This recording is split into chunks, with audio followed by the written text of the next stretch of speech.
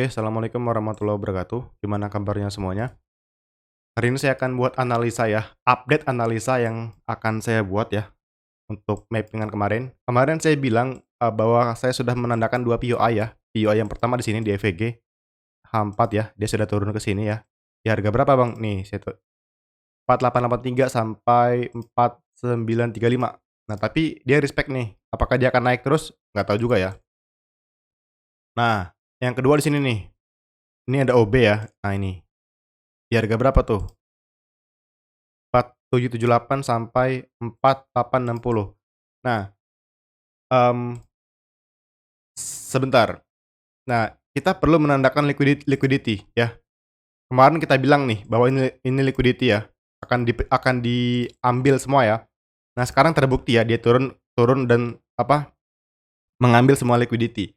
Nah, lalu untuk cari buy kita perlu liquidity. Nah, liquidity itu di sini nih, PDL, previous day low.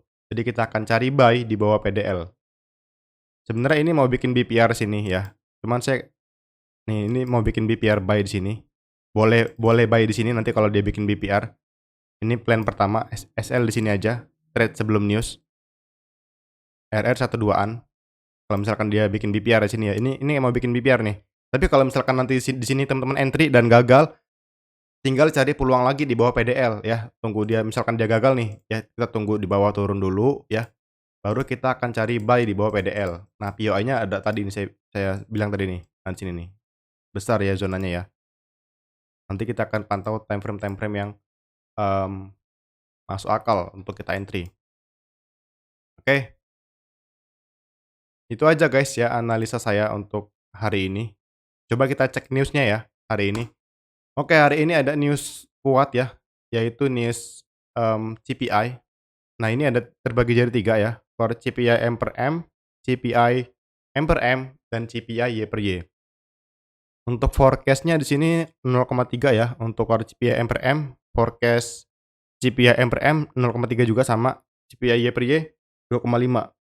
News-nya muncul nanti malam jam 8.30 ya, setengah 9 malam. Setengah 9 malam muncul news-nya.